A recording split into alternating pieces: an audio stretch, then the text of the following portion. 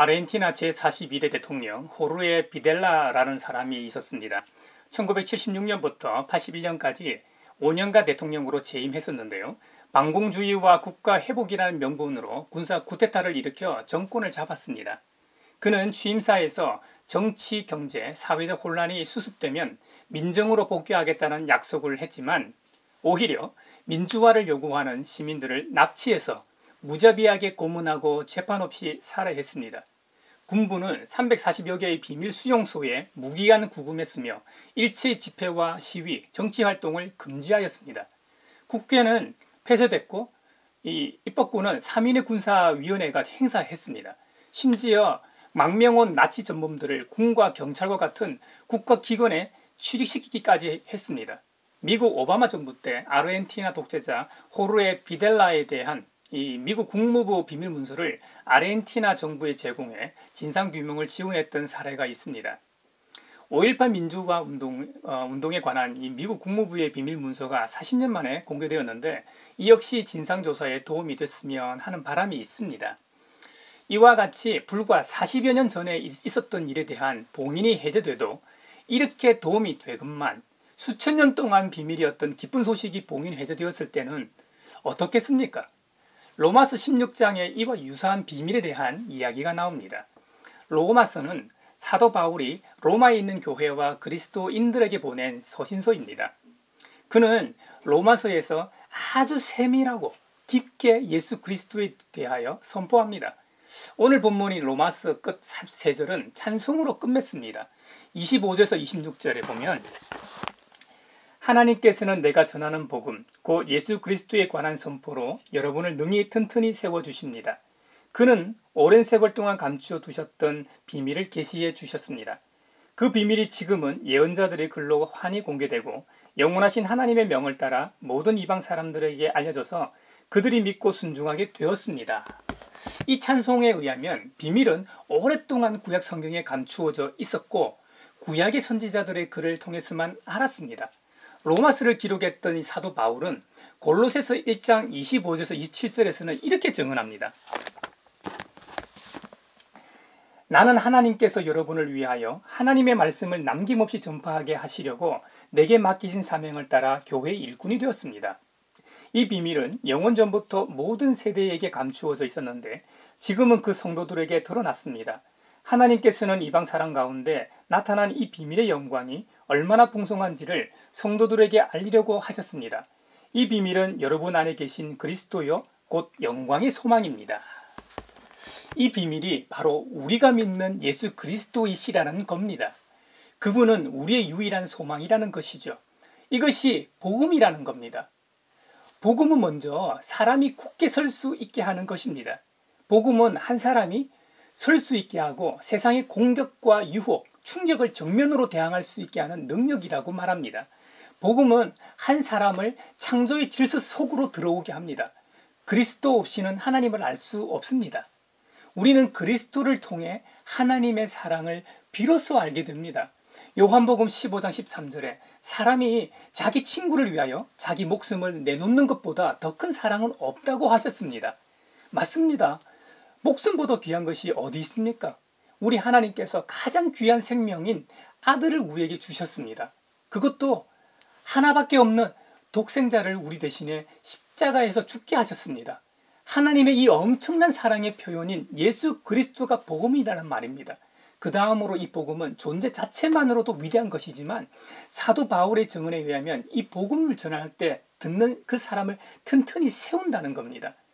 복음 선포의 과정을 가장 잘 보여주는 구절이 로마서 10장 13절 이하입니다. 주님의 이름을 부르는 사람은 누구든지 구원을 얻을 것입니다. 그런데 사람들은 자기들이 믿은 적이 없는 분을 어떻게 부를 수 있습니까? 또 들은 적이 없는 분을 어떻게 믿을 수 있겠습니까?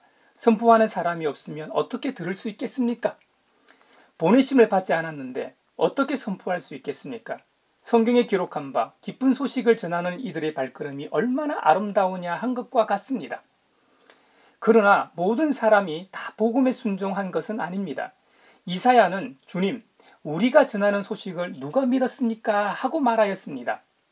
그러므로 믿음은 들음에서 생기고 들음은 그리스도를 전하는 말씀에서 비롯됩니다. 아멘. 그래서 사도 바울 자신이 부름을 받았고 이 사명 감당을 위해 일평생 수고했다고 말합니다. 이 구절은 복음의 순환 메커니즘을 가장 잘 보여주는 성경 말씀일 겁니다. 저도 마찬가지고요. 이 영상을 보는 분들도 마찬가지입니다. 누군가로부터 복음을 전해 듣고 예수 그리스도를 믿게 되지 않았습니까?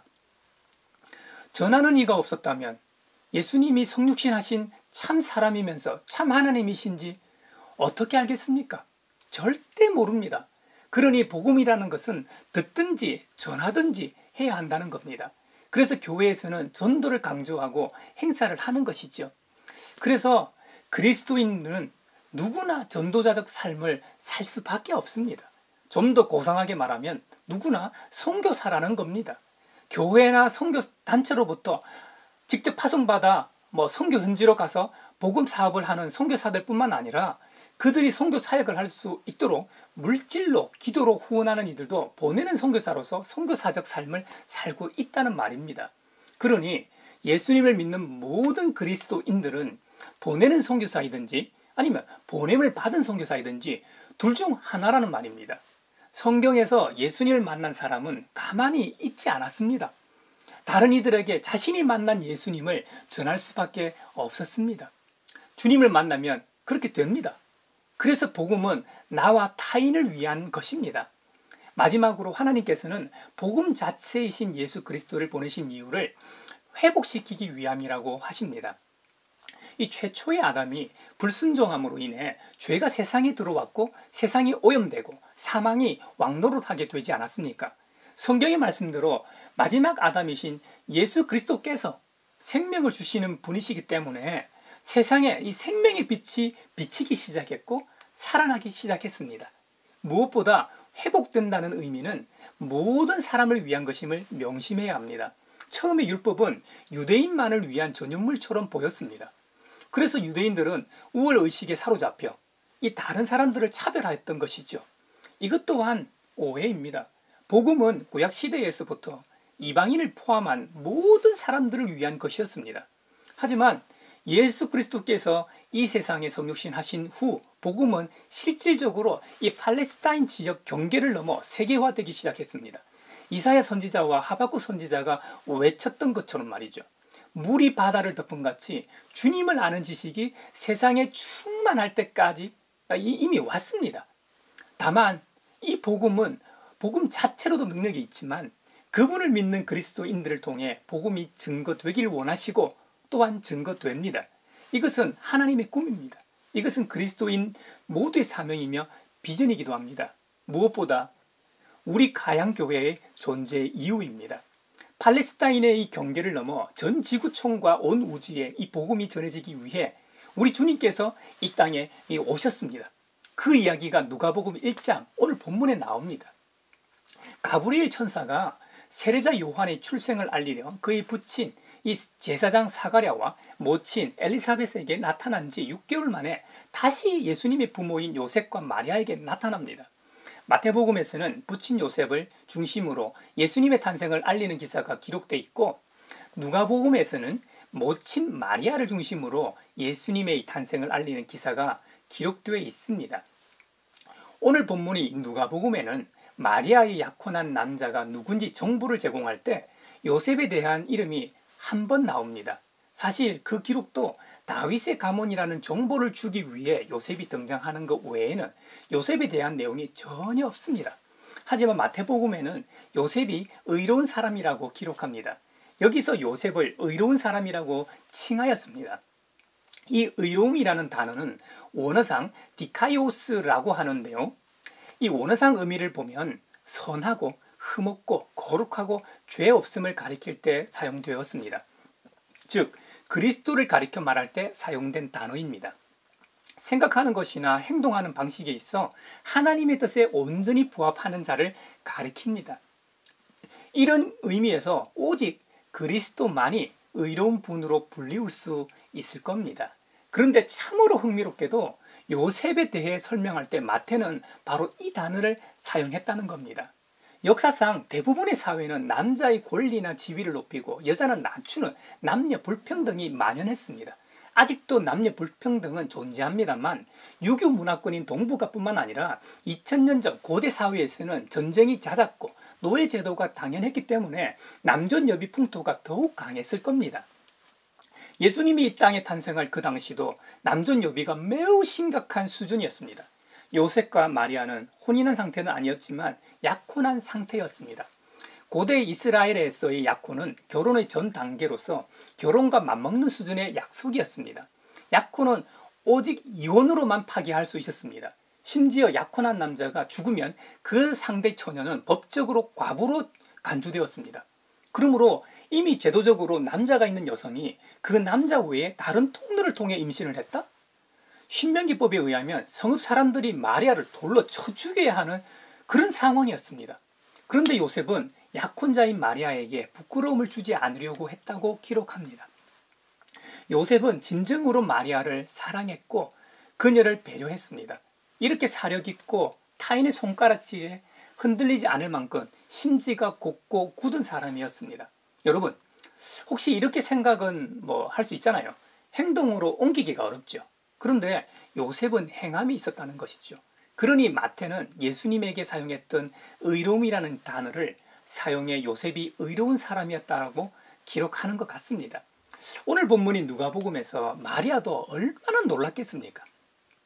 본인은 약혼한 요셉이 있긴 하지만 생물학적으로 성관계를 가지지 않았는데 어떻게 임신하고 아이를 낳을 수 있단 말입니까? 옛날 사람들은 X 염색체와 이 Y 염색체에 대해서는 아무런 지식이 없었지만 우리와 마찬가지로 성관계를 통해 아이가 태어난다는 사실은 잘 알았습니다. 물론 요즘은 이 정자나 난자를 동결 처리해서 난임 치료나 상대 배우자가 없는 경우 기증받아 임신하고 낳기도 합니다. 최근에 일본인으로서 한국에서 활동하고 있는 방송인 사요리라는 분이 일본의 정자은행에서 정자를 기증받아 아이를 출산했다는 뉴스가 있었습니다. 이 경우도 분명히 남자의 정자와 여자의 난자가 있어야만 임신과 출산이 가능합니다. 그런데 그 옛날 난임치료법도 없고 이런 방법은 상상도 못할 텐데 어떻게 처녀가 임신을 한다는 말입니까? 천사 가브리엘이 나타나 예언하긴 했지만 그래도 마리아 입장에서는 믿기 어려웠을 겁니다. 그래서 하나님께서는 믿을 만한 장치를 하나 해 놓으신 것 같습니다. 오늘 누가복음 예수님의 탄생을 예언하는 이 수태고지 이전에 보면 그 당시 제사장이었던 이 사가랴와 그의 아내 엘리사벳 역시 고령의 아이를 임신할 수 없는 상황이었습니다. 요즘 35세 이상은 고령 임신이라고 해서 조산, 난산, 산후출혈, 기형아 출산 등 여러 임신 합병증이 증가하기 때문에 고위험 임신으로 분류를 하더라고요. 그런데 그냥 고령 임신 정도가 아니었습니다. 누가복음 1장 7절에 보면 엘리사벳이 임신을 하지 못하는 여자이고 두 사람은 다 나이가 많았기 때문이다 라고 기록합니다. 엘리사벳은 이미 폐경기를 훌쩍 지난 시기였다는 말입니다. 생물학적으로는 절대로 아이를 가질 수 없는 상태였다는 말입니다. 물론 구약시대 지금으로부터 2000년 전인 그 시점에서 또 2000년 전인 믿음의 조상들의 시대 때 아브라함과 아내 사라가 폐경기가 한참 지난 100세와 90세에 아들 이삭을 낳은 사례가 있긴 합니다만 설마 사가랴와 엘리사벳 자기들에게 이런 일이 일어나리라고는 전혀 생각을 못했을 겁니다. 사가랴와 엘리사벳도 하나님의 천사인 가브리엘이 직접 와서 세례자 요한을 낳을 것을 전해 주어도 믿지 못하니까 사가랴가 벙어리가 되어서 말을 못하게 될 것과 아이를 낳은 후 회복될 것을 말하고 가브리엘은 가버립니다. 사가랴는 일정 기간 벙어리가 되어 바울처럼 자신에게 일어난 변화를 통해 믿게 되었을 겁니다. 엘리사벳이 임신한 지 정확히 6개월 뒤에 마리아도 처녀인 자신이 임신할 소식을 듣고 도무지 믿지 못합니다. 그게 당연하죠. 그래서 천사 가브리엘이 마리아의 친척 엘리사벳 얘기를 해줍니다. 마리아, 그대의 친척 엘리사벳도 늙어서 임신하였다. 그녀가 임신하지 못하는 여자라는 거 네가 더 잘 알지 않느냐? 그러나 그가 임신한 지 벌써 6달이 되었다. 하나님께는 불가능한 일이 없다고 말합니다. 이에 마리아는 당황해 답합니다. 나는 주님의 여종입니다. 당신의 말씀대로 나에게 이루어지기를 바랍니다. 라고 말할 때 이 천사 가브리엘은 마리아를 떠나갑니다. 여러분 같으면 이 말을 듣고 어떻게 하시겠습니까? 당연히 친척 엘리사벳을 찾아가 확인해야죠. 그래서 마리아가 엘리사벳을 찾아갑니다. 근데 진짜 엘리사벳이 임신한 게 아닙니까? 아마도 요셉과 마리아도 자신들의 친척 사가랴와 엘리사벳에게 일어난 일을 보고 아마 믿었을 겁니다. 우리에게 일어난 일도 분명 하나님께서 하신 일임을 말이죠. 그래서 이후에 마리아의 찬가가 나오죠. 내 영혼이 주님을 찬양하며 내 마음이 내 구주 하나님을 좋아함은 그가 이 여종의 비천함을 보살펴 주셨기 때문입니다. 이제부터는 모든 세대가 나를 행복하다 할 것입니다. 라고 주님을 찬양합니다. 천사 가브리엘이 마리아에게 나타나 예수님 탄생을 예고하는 기사인 32, 33절을 보면 구약 본문이 사무엘하 7장과 딱 연결되는데요. 그는 위대하게 되고 더없이 높으신 분의 아들이라고 불릴 것이다. 주 하나님께서 그에게 그의 조상 다윗의 왕위를 주실 것이다. 그는 영원히 야곱의 집을 다스리고 그의 나라는 무궁할 것이다. 사무엘하는 성경의 역사서에 해당됩니다. 역사서는 기본적으로 고대 이스라엘 민족의 삶을 중심으로 기록되어 있습니다. 이스라엘 백성의 삶과 죽음, 사랑과 좌절, 로맨스와 애절함, 가슴 설렘과 쓰라린 등을 담고 있는 이 개인 및 공동체적 삶의 흔적이라고 할 수 있습니다. 그리고 이 역사서는 하나님의 역사와 섭리를 담고 있습니다. 또한 하나님의 사람들을 통해 이스라엘의 원초적인 역사에 신앙적인 해석을 덧붙여 우리에게 전해져 있습니다. 그런 의미에서 역사서는 역사서가 쓰일 당시 이미 한번 해석된 하나님의 말씀이며 이 시대에 새롭게 복음적으로 재해석되어야 하는 역사적 산물이라고 할 수 있을 겁니다. 그래서 우리는 역사서를 읽거나 연구할 때 과거라는 시간과 고대 근동이라는 공간, 그 시공간 위에서 활동한 주체인 이스라엘 백성을 염두에 두어야만 하는 것이죠. 이 세 가지는 일반적인 역사 이해일 겁니다. 기독교적 역사 이해는 여기다 하나님의 간섭이라는 성령의 역사를 개입시킵니다. 자연스레 역사 해석에 하나님의 섭리를 강조하고 영적인 해석이라는 양념을 첨가하지 않을 수 없는 것이죠. 오늘 본문인 사무엘하 7장에 보면 다윗이 성령의 감동이 있었는지 모르지만 자신은 백향목으로 만든 따뜻한 멋진 궁궐에 사는데 하나님께서는 성막에 머무시는 것을 보니 마음이 불편했던 것 같습니다. 그래서 하나님의 임재의 상징인 하나님의 궤를 위한 집을 지으려고 합니다. 이 사실을 한 나단 선지자도 좋게 여깁니다. 그런데 말입니다. 그날 밤 하나님께서 나단 선지자에게 나타나셔서 그건 아니라고 말씀하시며 다윗의 마음만 받겠다고 전해라고 합니다. 내가 언제 머물 집이 없어서 서운해한 적이 있느냐? 아니, 네가 머무는 집처럼 최고급 백향목으로 지어달라고 한 적이 있느냐? 사실 지금까지 네가 누리는 모든 것이 내가 준 것이 아니냐?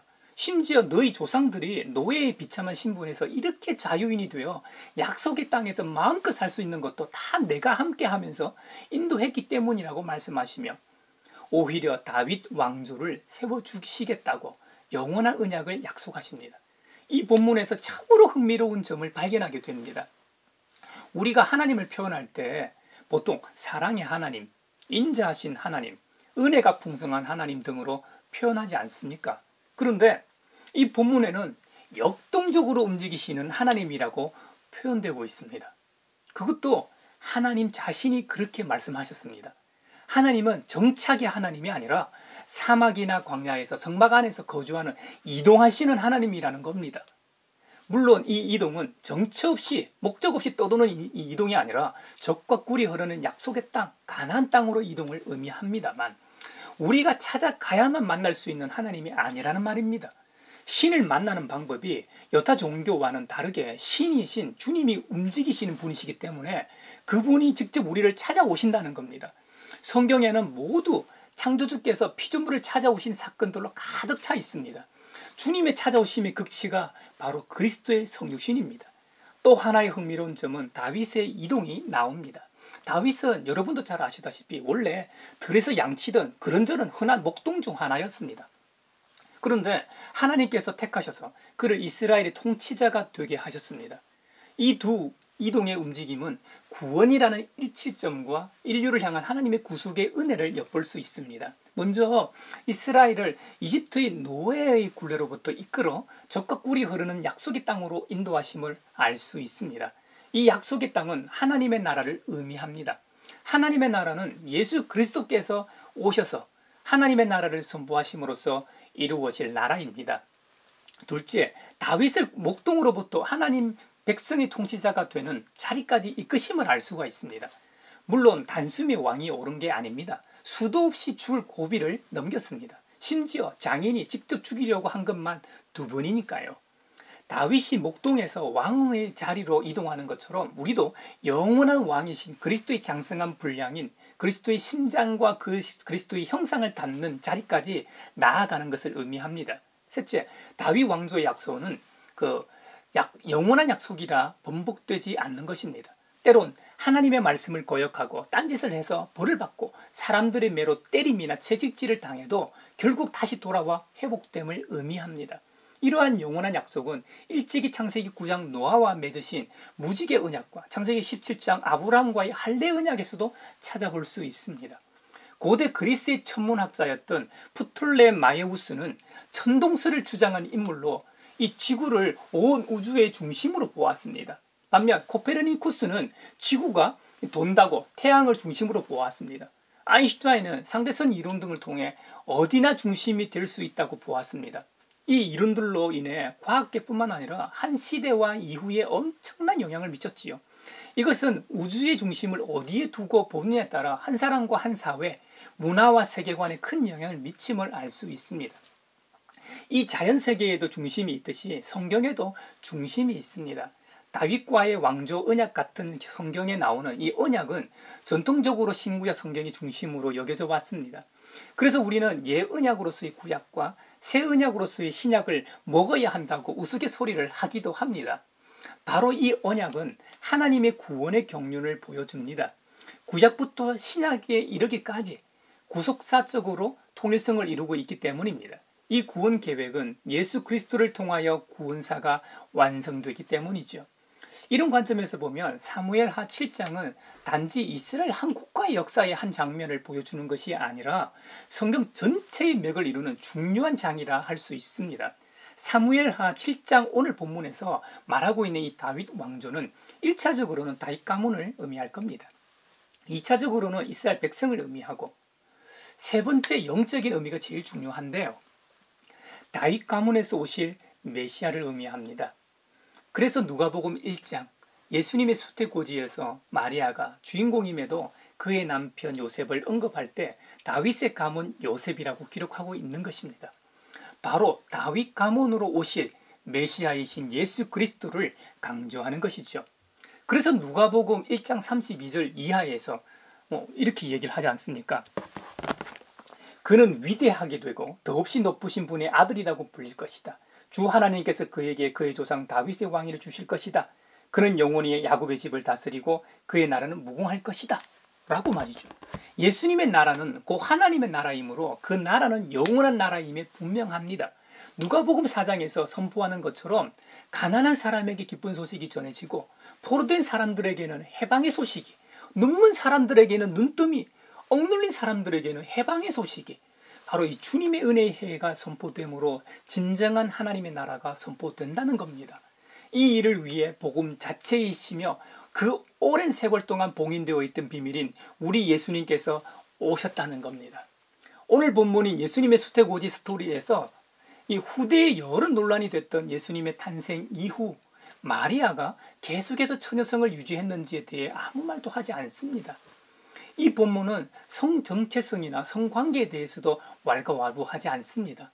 바울 자신이 독신이었던 것처럼 처녀 상태가 결혼보다 더 도덕적이거나 더 바람직하다고 말하지도 않습니다. 누가복음에서는 성과 여성, 임신과 출산의 가치를 훼손하는 어떤 말도 하지 않습니다. 그저 예수님께서 일반적인 의미의 아버지가 없다는 점을 분명히 할 뿐입니다. 그리고 마리아가 성육신하신 하나님의 어머니가 되는 특별한 은혜를 입었다는 사실만을 기록할 뿐입니다. 성경 첫 시작은 창세기는 어떻게 시작합니까? 태초에 하나님이 천지를 창조하셨다. 아멘. 그리고 인간이 참 하나님의 형상대로 만들어졌다는 사실을 기억한다면 마리아의 동정녀 잉태는 어려운 난제가 아닙니다. 성 어거스틴의 말처럼 우리는 지금 자신을 위해 우리를 만드신 분을 이야기하고 있다. 그분이 주도권을 주시면 그것은 언제나 사랑의 행위다. 그 사랑이 우리를 보살피고 그분의 구원 목적으로 이끌어간다. 여러분, 그런 점에서 마리아는 하나님이 인간을 통해 은혜로 일하실 때 자연스레 일어나는 일을 잘 보여주는 최고의 본보기로 보입니다. 외부에서 오는 하나님의 권능과 성령의 내주하심이 하나가 될 때 다른 식으로는 상상조차 할 수 없는 일들이 일어납니다. 우리의 믿음의 여정이라는 것이 이런 일들의 연속이라는 겁니다. 물론 정도의 차이는 있을지 몰라도 그리스도인들에게는 그 누구에게나 일어나는 일상이라는 말입니다. 그러므로 저와 여러분도 매년 성탄절을 맞이할 때마다 이 점을 기억하고 감사하는 절기가 되었으면 좋겠습니다. 이제 대림절의 클라이맥스인 성탄절이 있는 주간입니다. 이번 한 주간도 평화의 왕으로 오신 주님과 동행하는 임마누엘의 은총이 있길 기원합니다.